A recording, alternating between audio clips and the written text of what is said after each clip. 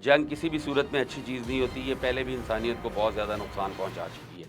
लेकिन लगता ये है कि दुनिया दोबारा दूसरी और पहली जंग अज़ीम से कोई सबक नहीं सीखा और किसी बड़ी महाज़ाराई की तरफ जा रही है। चूँकि तकरीबन दुनिया के तमाम ममालिक ही अब अपनी जो जदीद टेक्नोलॉजी है, उसको ना सिर्फ असर्ट कर रहे हैं बल्कि उसको प्रैक्टिस भी कर रहे हैं। तुर्की और बरतानिया के दरमियान तैयारे जदीद जो जंगी एयरक्राफ्ट्स हैं, उनकी ख़रीद का मुआहदा हुआ है और बरतानिया जो है वो तुर्की को जो उनके जदीद तरीन टाइफून एयरक्राफ्ट्स हैं वो देगा। टाइफून बहुत जदीद प्लेन है और ये F-16 और F-22 से बेहतर परफॉर्मर है।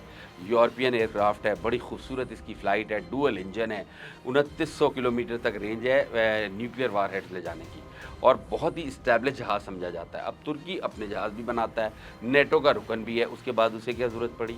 उसकी कोई बहुत बड़ी राइवलरी भी नहीं है दुनिया में, ठीक है? लेकिन वो अब तुर्की से $8 बिलियन की डील कर रहा है। दूसरी तरफ कतर और यूएई, कतर के पास पहले ही रफ़ाल हैं, अब यूएई भी रफ़ाल ख़रीद रहा है और उसकी इंडिया को फ़िक्र पड़ी हुई है।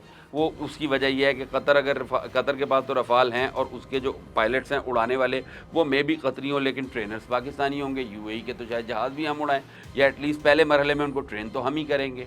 उसके बाद बगराम एयर बेस पे इंडियंस भागते फिर रहे हैं, वहाँ पे जो कुछ छोटे-मोटे टूटे-फूटे मतलब ड्रोन्स अमेरिका छोड़ गया था उनको ठीक करके अफ़गानियों को देने की कोशिश कर रहे हैं। मतलब सूरत हाल कुछ अजीब सी है। अच्छा, कुछ लोग इसमें रेलिवेंट हैं, कुछ इसमें इर्रेलिवेंट हैं। मिसाल के तौर पे पाकिस्तान रेलिवेंट है, तुर्की रेलिवेंट है, अरब्स रेलिवेंट हैं, चूँकि हिस्टोरिकली ये लोग लड़ते हुए आए हैं। ये जंगें लड़ सकते हैं, मार्शल रेसेस के लोग हैं। अफ़गान्स इसमें इर्रेलिवेंट हैं, ये बड़ी लड़ाई लड़ नहीं सकते, कभी लड़े नहीं। इंडियंस इसमें इर्रेलिवेंट हैं, मैटर नहीं करते, कभी कोई जंग लड़ी नहीं। कहानियाँ सुनाते रहे आप महाभारत की और फ़लाने युद्ध की और ढिमकाने युद्ध की, करने जोगे आप हैं कुछ नहीं। तारीख़ आपके बारे में नहीं बताती। तुर्की 1500 साल आप पे हुकूमत करके चले गए तुर्क, कोई जंग नहीं जीती, कुछ नहीं किया, उनका कुछ नहीं बिगाड़ सके आप। अफ़गानिस्तान में जाके उनको बगराम एयर बेस पे टूटा-फूटा जो वो है स्क्रैप उसके ड्रोन्स ऑपरेट कर मतलब तैयार करके सिखाने की कोशिश कर रहे हैं कि शायद वो पाकिस्तान की तरफ उड़ जाएंगे। अच्छा, उन्हीं के कहने पे दोहा में कतर में टॉक्स हो रही हैं, उसमें तालिबान रजीम जो है उसका रवैया हठधर्मी वाला है। मतलब बातें कर रहे हैं इस किस्म की कि जो टीटीपी है, जो मेन मुजरिम है, जो ज़िम्मेदारान हैं तमाम तर दहशतगर्दी के, उनको भी टेबल पे बिठाया जाए। कैसे टेबल पे बिठा लें भाई? तुम्हारी वर्थ क्या है, इंपॉर्टेंस क्या है? ये तो हमारी शराफत है कि हम आपसे डायलॉग कर रहे हैं, वरना हम ऑपरेट भी कर सकते हैं, अफ़गानिस्तान में पेनिट्रेट भी कर सकते हैं, हफ्ते 2 हफ्ते में गवर्नमेंट भी बदल सकते हैं। ये बात ख्वाजा आसिफ साहब कह भी चुके हैं। तो ये जो सूरत हाल है ये बज़ाहिर अब यूक्रेन और रशिया पहले ही आपस में लड़ रहे हैं। 2 काम हो रहे हैं एक ही वक्त में। एक तो ये हो रहा है क्योंकि मॉडर्न जंग जो है वो जदीद पिछले 100 बरस से दूसरी जंग अज़ीम के बाद से जंग जो है ग्राउंड पर कम लड़ी जाती है। पहले आप एरियल वॉर लड़ते हैं, आपके तैयारे जो हैं वो बॉम्बिंग करते हैं, माहौल बनाते हैं, उसके बाद आपकी ट्रूप्स मैदान में उतरती हैं और ये पुराना तरीक़ाकार है।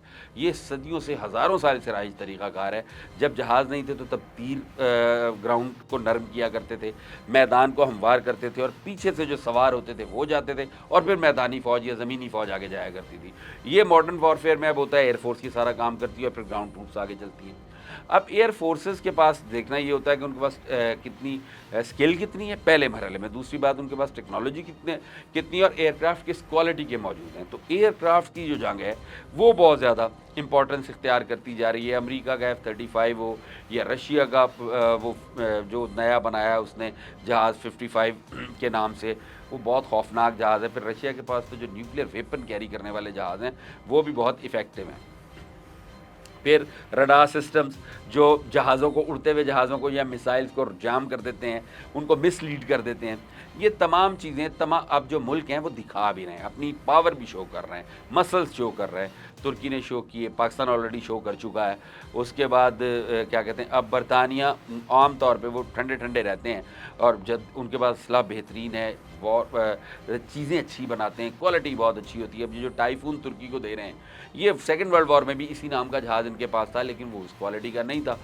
ये F-16 से तेज़ जहाज़ है, उससे ज़्यादा रफ्तार है इसकी, उससे ज़्यादा वज़न उठा सकता है और इंतहाई मॉडर्न जहाज़ है। तुर्की को फिर वही बात, ज़रूरत नहीं है लेकिन ये मसल दिखाने की भी बात है। बात ये है, कहीं ऐसा ना हो कि ये मसल दिखाते-दिखाते, ये मैदान जंग में अपनी सुप्रीमेसी साबित करते-करते ये कहीं आपस में भिड़ ना जाएँ।